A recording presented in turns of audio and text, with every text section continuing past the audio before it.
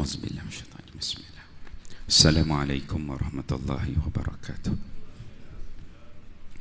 Alhamdulillahi rabbil alamin. Wassalatu wassalamu ala asyrafil anbiya'i wal mursalin wa ala alihi wa sahbihi ajma'in. Subhanaka la ilma lana illa ma 'allamtana innaka antal alimul hakim. Wala haula wala quwwata illa billahil aliyil azim. Rabbi ishrah li sadri wa yassiril amri wahlul 'uqdatam min lisani yafqahu qawli. Allahumma 'allimni ma jahiltu wa dzakkirni ma nusitu, amma ba'd.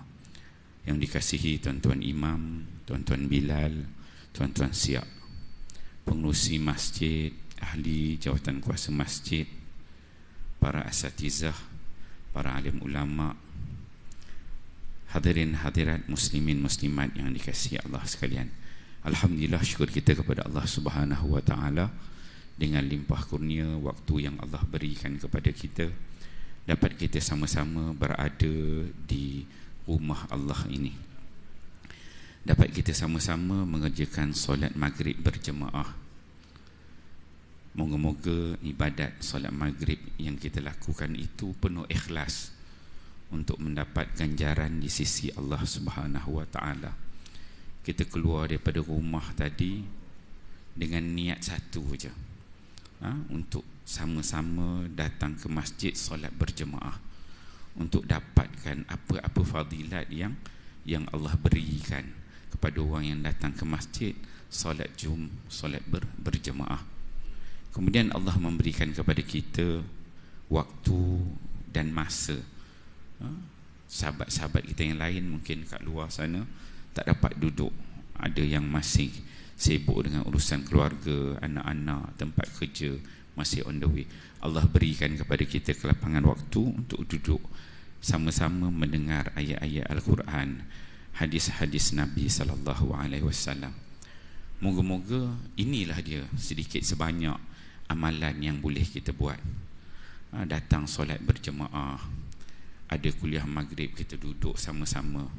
Pastikan hati kita ini ikhlas untuk mendapat keredaan daripada Allah Subhanahu wa taala. Jauhkan dari hati kita daripada sifat riak, takabur, sombong, ujub, sifat-sifat mazmumah yang ada pada diri kita. Kita ni tuan-tuannya bukannya makhluk yang Allah ciptakan dengan sempurna. Walaqad khalaqnal insana fi ahsani taqwim summa radadnahu asfala safilin. Allah Subhanahu wa taala ciptakan kita ni, manusia ni, ahsani taqwim, sebaik-baik kejadian, sebaik-baik ciptaan Allah Subhanahu wa taala. Kemudian boleh sahaja kita ni menjadi makhluk yang paling rendah disebabkan apa? Perangai, akhlak kita yang buruk. Jadi bila kita datang ke masjid, kita datang ke surau untuk beribadat ni, pastikan hati kita ni ikhlas untuk mendapat keredaan Allah Subhanahu wa taala. Ada yang datang di antara kita ini orang yang baru nak berjinak-jinak dengan masjid, ada yang baru nak berkenalan dengan masjid, yang mana masing-masing ada kelebihan, masing-masing ada kelemahan masing-masing. Jadi kita yang mungkin yang dah lama ataupun baru, kita perlu memahami situasi sedemikian. Maka kita saling bantu-membantu, tolong-menolong. Moga-moga hati kita yang datang dengan penuh untuk mendapatkan rahmat, redha Allah, penuh ikhlas tu Allah nilai dengan penuh-penuh kebaikan. Tidaklah kita datang ke masjid nak cari salah orang itu, cari salah orang ini, yang ni tak kena, yang ni tak kena, kan. Dia berlaku tuan-tuan. Bukan di sinilah, sini orang baik-baik je, ini semua alim-alim, semua orang hebat. Ini tempat lain lah. Ada yang datang tu sekarang kecil-kecil dia tak pergi ke masjid, muda pun tak pergi masjid, dah tua baru ada kesedaran, baru nak bertaubat, baru jumpa, baru kenal pintu masjid. Kita rumah dah kata pergi, kubur dah kata mari, nak pergi kubur tak berani, rumah dah suruh pergi, masa tu baru nak berkawan dengan masjid. Jadi bila datang tu orang itu tak kena, ini tak kena, berlaku ada. Jadi kita bila kita pergi ke masjid tu, duduk dengan pengajian agama, duduk sama-sama dengan seumur, seangkatan dengan kita, yang rumah dah kata pergi, kubur kata mari, yang kita ni semuanya bakal jenazah semuanya. Muka-muka jenazah semuanya, termasuk saya bercakap ni, bakal jenazah. Jadi bila kita ingat itu, hati kita tu rendahkan, sifat yang ada kelemahan pada diri kita tu sentiasalah kita renung, kita didik, kita bimbing hati kita semakin rendah di sisi Allah Subhanahu Wa Taala. Bila kita ni lunak dengan Allah, lunak dengan makhluk-makhluk Allah, Allah Subhanahu Wa Taala akan mencampakkan rahmat dia pada kita. Bila mana Allah campak rahmat tu, rahmat, keberkatan dia benda yang subjektif tuan-tuan, yang kita tak boleh nilai. Satu rasa, satu kepercayaan, satu bentuk keimanan yang Allah campak dalam hati kita. Kita tak boleh nak describe dekat orang. Perasaan kasih, sayang pada sahabat, pada rakan, pada jemaah, pada anak-anak, pada suami, pada isteri, pada keluarga, pada AJK, pada imam, pada Bilal. Dia satu benda yang subjektif penilaian dia. Yang tak boleh kita bayar dengan duit untuk kita bagi pada seorang, suruh dia sayang seorang, suruh dia cinta, dia suka tak ada. Hanya dengan rahmat kasih sayang Allah Subhanahu Wa Taala, benda-benda begini dia Allah campakkan pada hati kita. Jadi kita berdoalah selalu, moga hati-hati kita ni diberi rahmat oleh Allah Subhanahu Wa Taala. Tambah-tambah kita dah masuk dalam bulan kelahiran Nabi sallallahu alaihi wasallam ni, pasti program-program yang disusun untuk kita mengingat sirah-sirah Nabi sallallahu alaihi wasallam, bagaimana akhlak Nabi ketika mana di masjid, di rumah, bersama keluarga, bersama teman, taulan, anak, cucu dan sebagainya. Jadi akhlak-akhlak begitu yang bila kita dengar, kita fahami, kita garap dalam diri kita. Kita dengar, Rasulullah begini akhlaknya, begini perangainya, aku begitukah? Tanya diri kita. Bila kita dengar datang panggil penceramah nanti cerita tentang sirah Nabi, akhlak Nabi, keluarga Nabi, perjuangan Nabi, dengar tu fikir, aku macam itu ke? Itu yang kita nak ambil tuan-tuan. Aku macam itu ke? Boleh tak macam tu? Kalau tak boleh tu, tak boleh, aku bukannya hebat macam Nabi.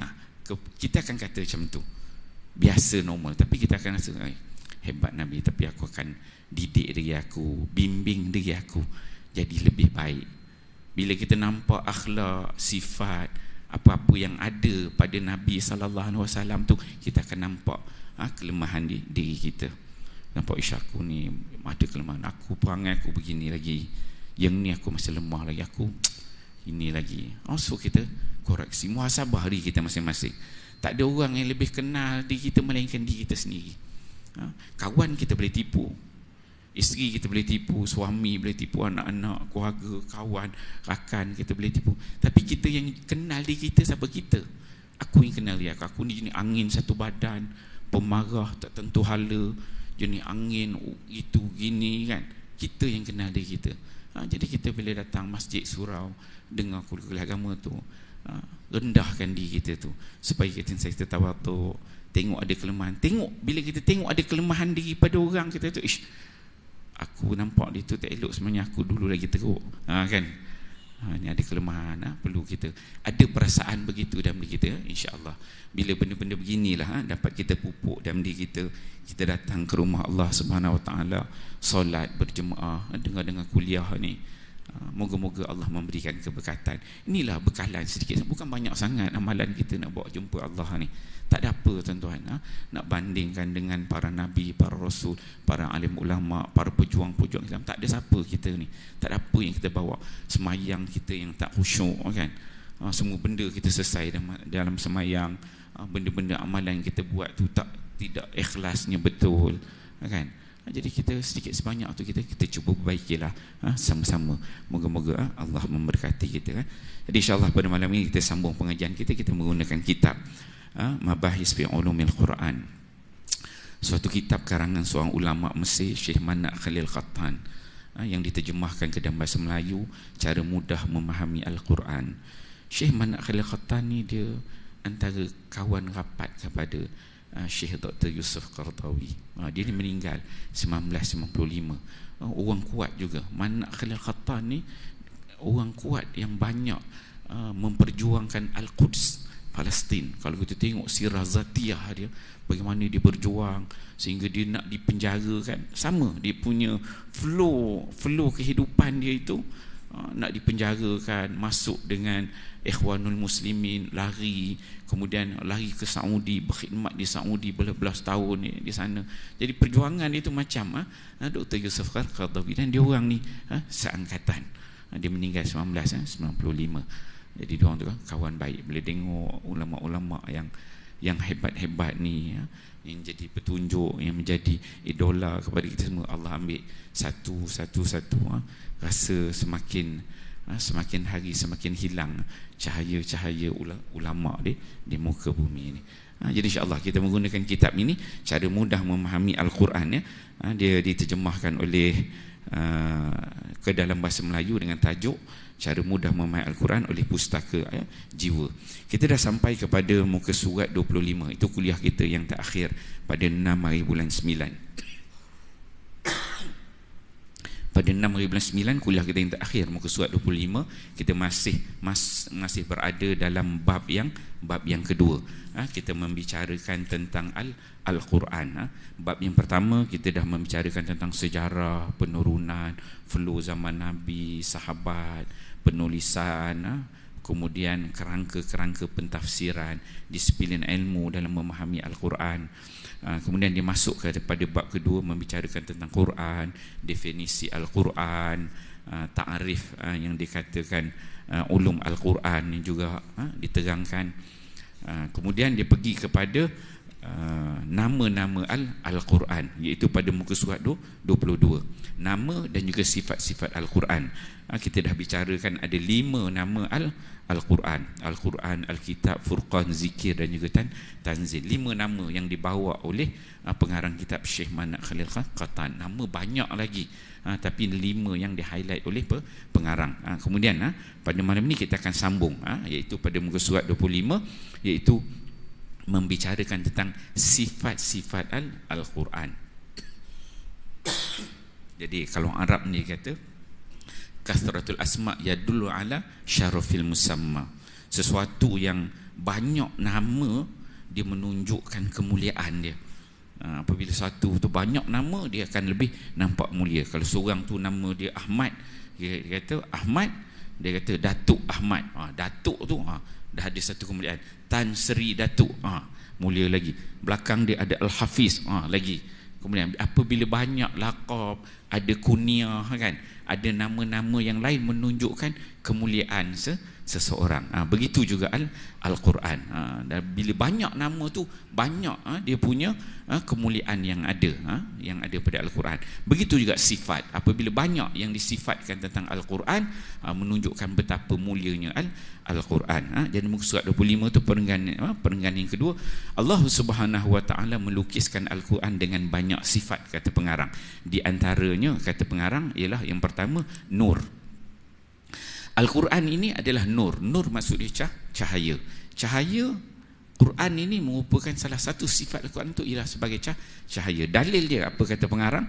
Pengarang dia bawakan surah An-Nisa ayat 71-74. Auzubillahi minasyaitonirrajim. Ya ayyuhan nas qad ja'akum burhanum mir rabbikum wa anzalna ilaikum nuram mubina. Wahai sekalian manusia, qad ja'akum, sesungguhnya telah datang kepada kamu bukti daripada Tuhan kamu, dan kami pula telah menurunkan kepada kamu, yakni Al-Quran sebagai nur, sebagai nur, iaitu cahaya yang menerangi segala apa jua yang membawa kejayaan di dunia dan kebahagiaan yang kekal di akhirat kelak. An-Nisa ayat 174. Pertama pengarang dibawakan sifat Al-Quran itu ialah sebagai cahaya. Cahaya itu bagaimana? Cahaya yang menerangi, yang membawa kejayaan di dunia ini dan juga kebahagiaan yang kekal abadi di akhirat kelak. Yang mana kita ketahui bahawa masyarakat jahiliah penuh dalam kezulumat. Sebelum Islam datang, orang masyarakat jahiliah musyrikin Mekah ni jahil. Jadi bila datangnya Al-Quran, Al-Quran tu sebagai cahaya, sebagai penerang, sebagai pembawa kepada jalan-jalan yang benar. Itu sebagai nur, cahaya. Itu yang pertama. Yang kedua, kata pengarang, sifat kedua Al-Quran ialah mau'izah. Apa dia mau'izah? Mau'izah ni maksud dia nasihat. Mau'izah, ada nama kitab ni Mau'izatul Mu'minin, karya Imam Al-Ghazali, kan. Mau'izah ni maksud dia nasihat. Itu yang kedua. Kemudian pengarang sebut dengan sini asy-syifa. Syifa maksud dia ialah ubat. Quran tu sebagai nasihat, kemudian Quran itu sebagai syifa, kedua. Yang ketiga, Quran itu sebagai, yang keempat, Quran itu sebagai hudan. Hudan ialah sebagai petunjuk. Kemudian yang kelima, Quran itu sebagai rahmat. Rahmat sebagai rahmat. Allah Subhanahu wa taala berfirman dalam surah Yunus ayat 57, ya ayyuhan nas qad ja'akum mau'izatun min rabbikum wasyifaa'un lima fis sudur wa hudan wa rahmatun lil mu'minin. Ini sifat-sifat Al-Quran yang Allah sebut bertali arus dalam ayat 57 surah Yunus ni. Allah Taala menyebutkan ya ayyuhan nas, wahai manusia, qad ja'atkum, sesungguhnya telah datang kepada kamu mau'izatun, iaitu Al-Quran, yang disebut sebagai nasihat, sebagai pengajaran daripada Tuhan kamu. Dia sebagai nasihat, sebagai pengajaran daripada Tuhan kamu. Wasyifa'ul lima fis sudur, dan menjadi penawar. Syifa' ni sebagai penawar, sebagai ubat di dalam, sebagai ubat penawar bagi penyakit batin yang ada di dalam dada kamu. Jadi penyakit zahir satu, kedua penyakit batin. Penyakit batin ni penyakit berkaitan dengan kita punya kepercayaan, berkaitan dengan akidah dia dalaman. Kalau zahir ni mungkin kita nampak sihat, badan sihat, sadu, body cukup, mata, tangan, kaki tak okayu, kan. Itu zahir kita nampak. Tapi yang batinnya dalaman, hatinya kita tak nampak. Akidahnya bagaimana, kepercayaannya bagaimana. Maka Quran itu datang, dia menjadi penawar bagi penyakit-penyakit yang ada di dalam dada kamu. Walima, dan juga menjadi hidayah, wahudan.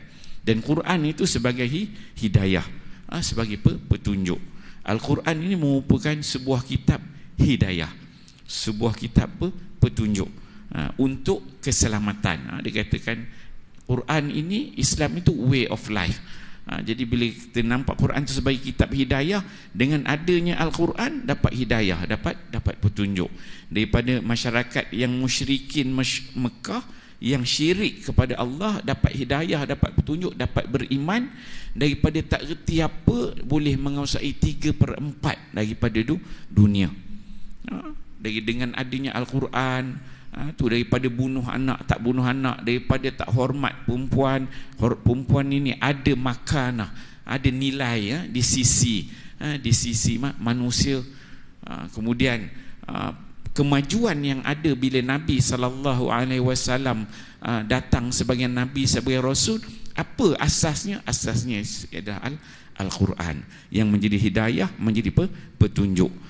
Kemudian disebutkan yang kelima, wa rahmatun lil mu'minin, serta membawa rahmat bagi orang-orang yang beriman. Yang kelima itu menjadi rahmat. Sifat-sifat yang disebutkan dalam ayat 57 surah Yunus ini, semuanya itu diikat lil mu'minin. Bagi siapa? Bagi orang-orang yang beriman. Beriman ni orang macam mana, tuan-tuan? Maksudnya kita beriman, orang yang percaya. Dia ada percaya, dia mempercayai, ada akidah, percaya kepada Allah, tauhid kepada Allah, ada kepercayaan kepada Allah. Kalau orang tak ada iman, maka dia tak jadi, Quran ni dia tak jadi nasihat. Bacalah Quran, Dia akan jadi kamasalil himar yahmilu asfara. Dia akan seperti himar, keldai, dia akan seperti bawa apa nama ni, barang-barang di belakang dia, buku-buku dia bawa, tapi dia tak tahu apa. Kalau kita kalau Quran itu kita tidak beriman, tidak percayai, setakat baca sahaja, tidak dipercayai, maka dia akan jadi begitu. Nak jadikan adanya Quran ni sebagai nasihat, kita nak dapatkan, yang pertama dia katakan Quran itu sebagai cahaya. Bagaimana Quran itu sebagai cahaya boleh menerangi diri kita? Bagaimana Quran itu dia boleh menjadi nasihat kepada kita? Bagaimana Quran itu boleh menjadi ubat kepada kita, petunjuk kepada kita? Quran itu sebagai hidayah, Quran itu sebagai rahmat.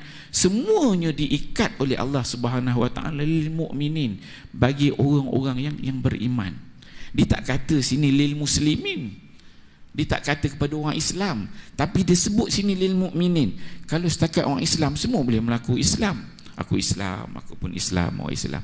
Tapi apabila dikatakan adanya kita beriman, dengan rukun iman tu kita percaya, kita akui dengan penuh keyakinan, dari sudut mulutnya, dari sudut perbuatannya, dari sudut tingkah lakunya, kita mempercayai dengan penuh keimanan, maka Quran ini akan datang dalam bentuk yang nasihatnya kita mudah terima. Hati kita pun terbuka, dengar-dengar tu nasihat pun senang, lembut hati kita. Dengar benda baik tu, dengar baik oleh. Kadang-kadang kita ni tuan-tuan tengok dalam kita lah, kalau jemaah-jemaah ni kita boleh kenal, yang ni jenis kasar, ni jenis lembut, ini jenis baik, ini jenis cakap mudah ikut, yang ni jenis tak boleh, jenis-jenis ketegak. Kita tahu hati yang Allah ciptakan antara kita ni berbeza-beza.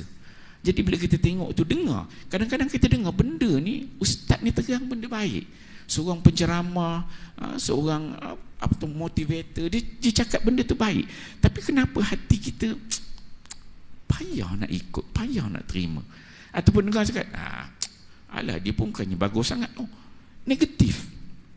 Dia bukan positif, negatif. Sebab apa? Penyakit dalam hati dia tu. Quran itu, iman itu tak berapa nak beriman, tak berapa nak percaya. Quran tu dia tidak boleh menjadi sifat Quran sebagai cahaya, tidak boleh menjadi cahaya kepada hati dia, tidak boleh menjadi nasihat, tidak boleh mengubat hati dia, tidak boleh menjadi petunjuk, tidak menjadi rahmat kepada dia. Sifat-sifat Quran tu dia tak landing pada kita. Sebab apa? Penyakit hati kita ini, penyakit yang ada. Iman kita tu tak diikat dengan iman yang sebenar. Kalau kita beriman dengan Allah Subhanahu wa taala, kita tak ada sifat yang Allah sebut yang ada pada Azazil. Itu apa dia? Ada dua sifat yang Allah sebut pada Azazil dalam surah Al-Baqarah. Pertama, aba. Kedua, istakbara. Aba wastakbara. Dua sifat yang ada pada Azazil ni lah menyebabkan dia duduk kekal dalam neraka. Jadi kita tuan-tuan boleh muhasabah diri kita masing-masing. Ada tak dua sifat ni? Aba wastakbara. Aba ni apa? Aba ni ingkar. Aba ni kita tahu dah benda tu betul, tapi kita tak nak terima. Kita tahu benda tu betul, tapi kita tak nak terima. Allah bagi tahu pada Azazil, Adam tu sebaik-baik makhluk Allah Ta'ala cipta, tapi dia tak nak terima. Dia abah, dia ingkar. Kemudian yang kedua, dia ada istakbara, dia takabur, dia kata aku lagi bagus.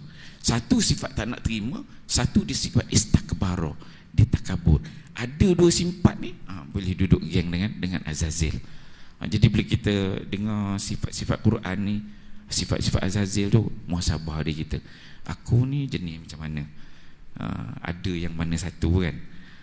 Jadi boleh tepuk dada, tanya iman kita masing-masing. Aku ni banyak benda lagi kena baiki, yang ni kurang, yang ni kurang lagi, yang ni aku ni banyak lagi, dah umur-umur kita ni kan, ini kurang lagi, ini kena baiki, tak boleh, ini aku ada masalah lagi, tak settle lagi. Buat checklist. Dalam hidup kita bukan lama sangat tuan-tuan nak bertemu dengan Allah. Buat checklist perangai buruk yang ada pada diri kita. 1, 2, 3, 4, 5. Okey, tahun 1444 ni aku ada 20 sifat buruk. Target tahun depan 1445 aku nak kurangkan, daripada 20 ni tinggal 10. So kita baiki, yang ni kurangkan, ni kurangkan. Tiap-tiap bulan tu kita tengok perangai aku dulu begini-begini, alhamdulillah sekarang ni nampak dah reda sikit, kurang marah sikit, angin pun macam dah boleh kontrol sikit kan. So benda-benda ni kena ada pada kita.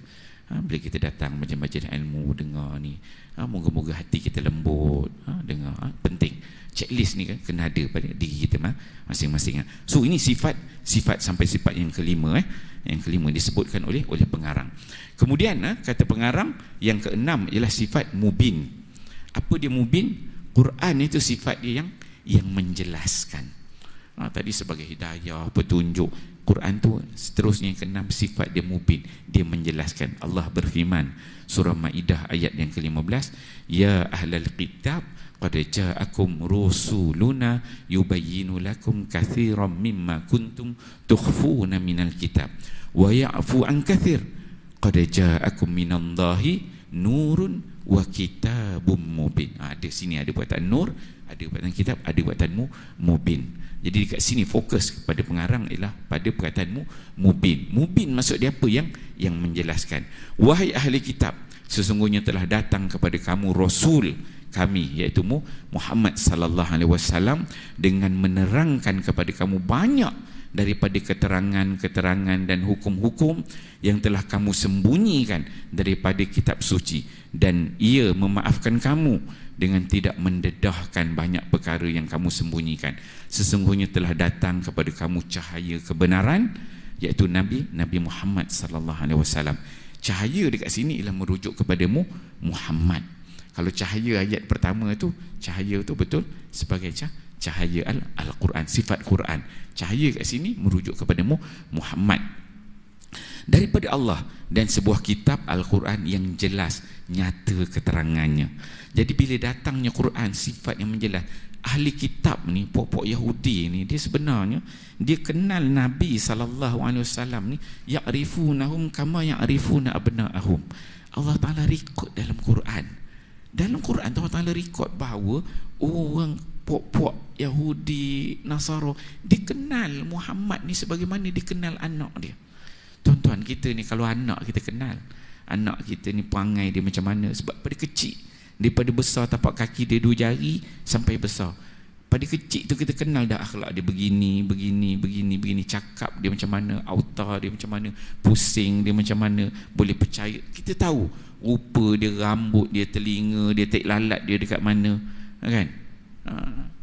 Dia punya cara jalan dia, pakaian dia, makanan yang dia suka, minuman, kita tahu dah anak kita.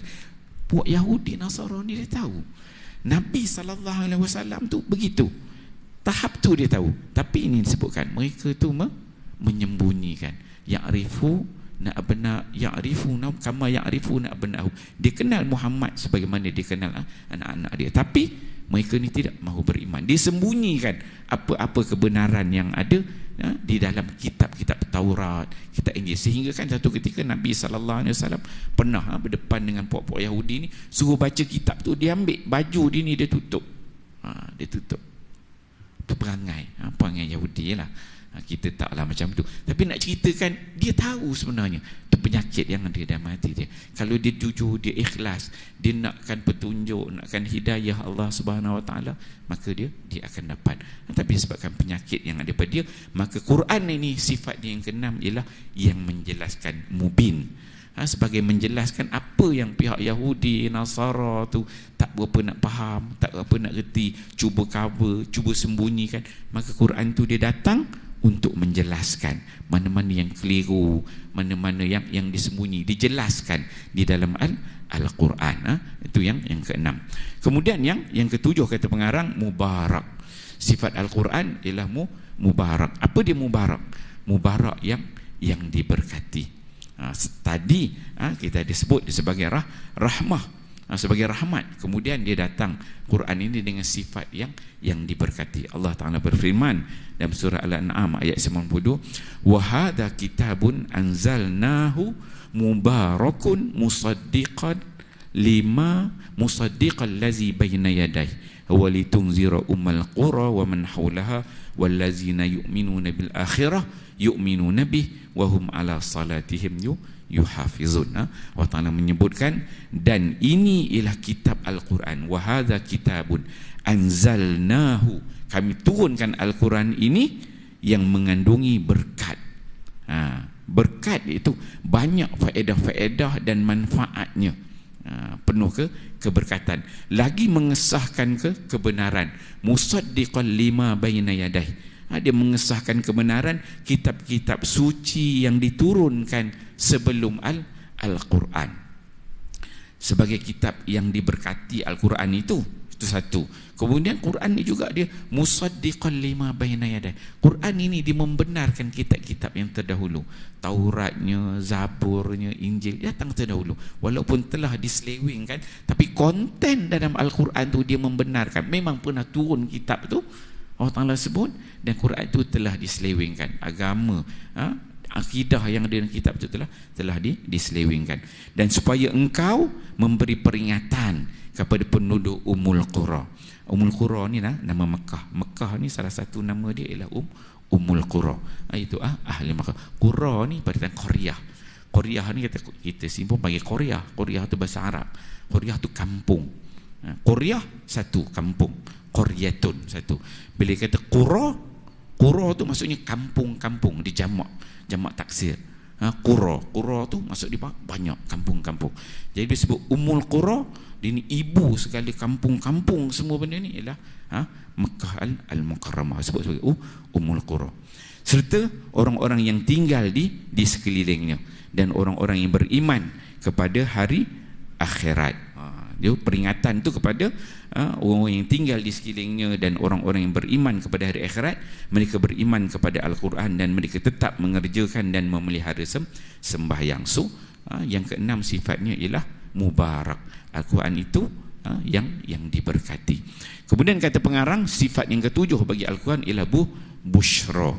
Busyra ni apa? Busyra ni ialah berita gembira. Allah Ta'ala berfirman, qul man kana aduwan li Jibril fa innahu nazzalahu ala qalbika bi iznillah musaddiqan lima baina yaday wa hudan wa busyra lil mu'minin.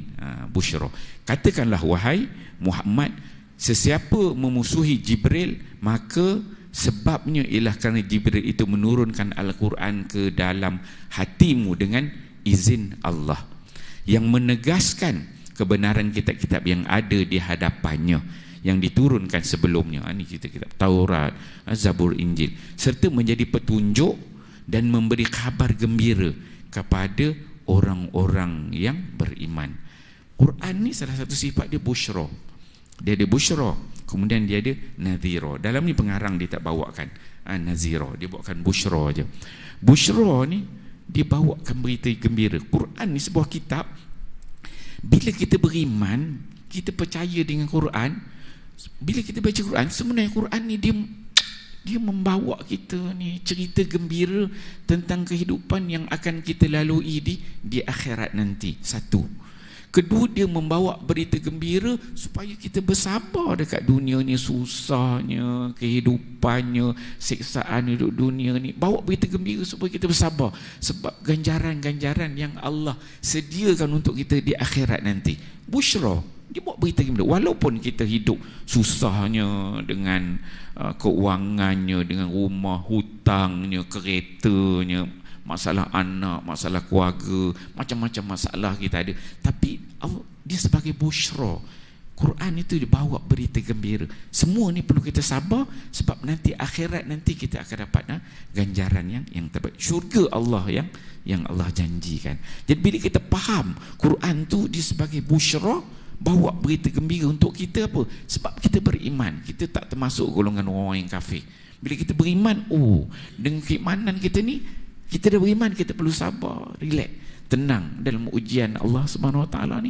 Besok akhirat, besok insya-Allah syurga Allah tu milik kita semua, tuan-tuan. Kita faham hidup kita dekat muka bumi ni sebagai satu bentuk ujian Allah. Allah Taala cipta kita manusia ni, sebaik-baik manusia tadi Allah Taala boleh je. Allah Taala dah ciptakan makhluk yang namanya malaikat. Malaikat ni jenis taat, ikut, tak buat maksiat dah. Allah Ta'ala dah ada makhluk begitu. Tak hebat sebab dia boleh cipta gitu. Relax, tak ada apa. tak thrill lah, tak penuh ujian, relax. Okey. Tapi bila Allah Taala ciptakan manusia yang Allah bekalkan dengan akal, Allah Taala bekalkan dengan nafsu, dengan hati, Allah Taala uji pula dengan adanya makhluk-makhluk nama jin, syaitan ni diuji, dites. Jadi kita ni makhluk yang terbaik. Contoh kalau kita beli kereta, antara kereta manual dengan kereta auto, yang mana lagi hebat? Kereta auto lah. Kereta manual slow, clash mati, makuk jatuh, jalan sikit tukar gear 2, payah.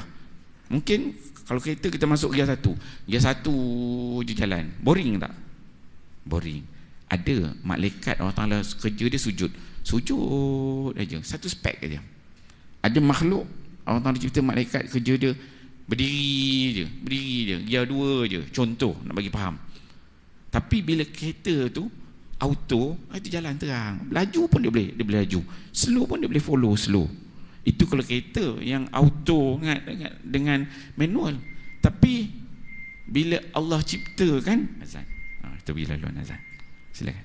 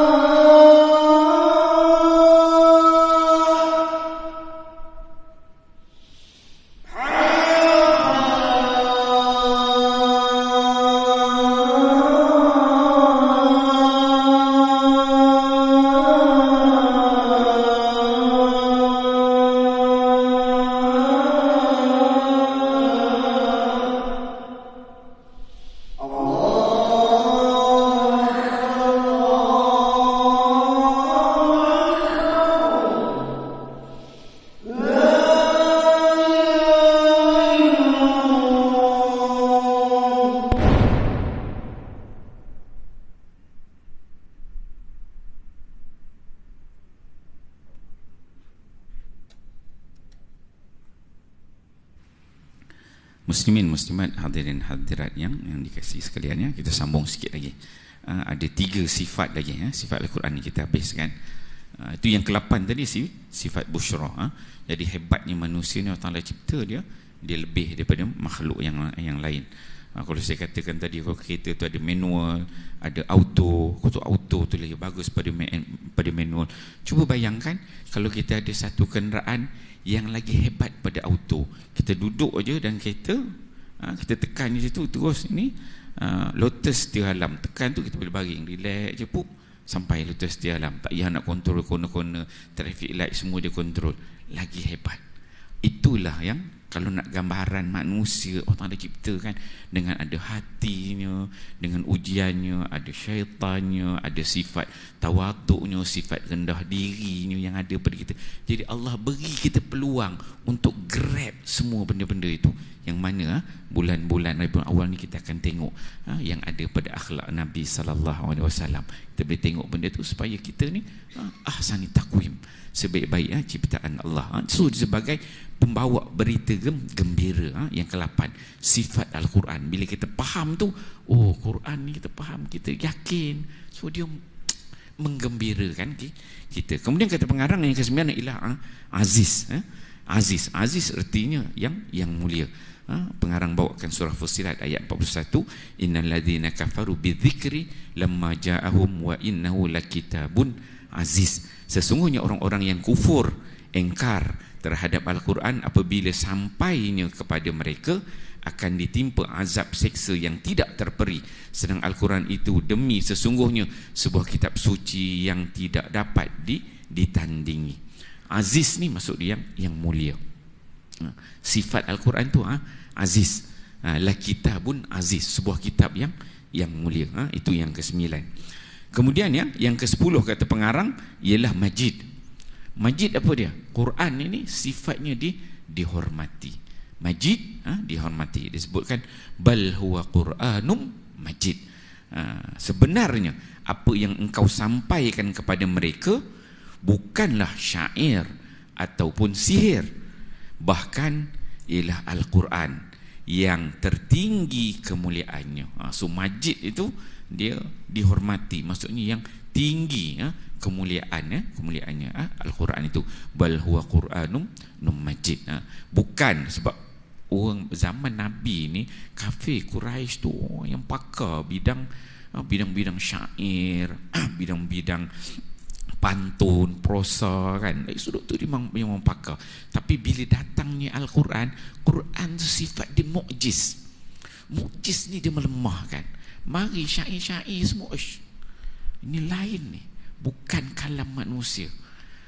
Abu Jahal, Abu Sufyan, semua orang-orang yang kita katakan pembesar, kemudian orang intelektual, orang yang sakofah, ilmu dia tinggi. Dia dengar, ini bukan biasa ni, bukan bahasa manusia. Pernah satu ketika Abu Jahal, Abu Sufyan dengan seorang lagi, mereka ni mengendap Nabi waktu malam. Nabi waktu malam gelap, Nabi baca Quran dan gelap. Duduk tepi rumah Nabi ngendap, nak dengar apa wahyu turun. Dengar Nabi baca Quran. Sebab bukan kalam manusia. Dengar, dia tahu. Tapi sifat yang tak nak beriman dalam dia. Pernah ada seorang macam ahli sihir untuk dukun daripada Yaman. Dia dengar Nabi, dia dengar ada diutuskan Nabi, dia ingat macam ahli sihir, dia kata dia nak pergi, dia nak sembuhkan penyakit Muhammad. Dia pergi, akhirnya datang ke Mekah, dengar ini bukan ahli sihir, ini Nabi. Sebanyak lagi tu kalau kita tengok dalam ayat menunjukkan bahawa Quran itu tinggi nilainya, berada pada kedudukannya yang tinggi. Itu yang ke-10 sifatnya majid. Kemudian yang terakhir, yang ke-11. Pengarang ni dia bawakan 11 sifat-sifat Allah. Dia ada lagi sifat-sifat yang lain. Ini yang utama. Yang ke-11 kata pengarang ialah Bashir. Bashir, pembawa berita gembira, dia kata. Kemudian Nazir. Dia bawa sini 11 dengan 12. Ada kat sini Bashir dengan Nazir. Tadi yang ke-8 ialah berita gembira, Bushra. Yang ke-11 ni Bashir, dia pembawa berita gembira. Kalau Bushra, dia hanya berita gembira. Tetapi bila disebut Bashir, dia pembawa berita gembira. Kemudian dia ada partner dia, Nazir. Nazir ialah pemberi peringatan. Jadi Allah Ta'ala berfirman, Kitabun fussilat ayatu Qur'anan Arabian liqaumi ya'lamun Bashira wa nadhira. Bashira wa nadhira fa'aradu aktharuhum fahum la yasma'un.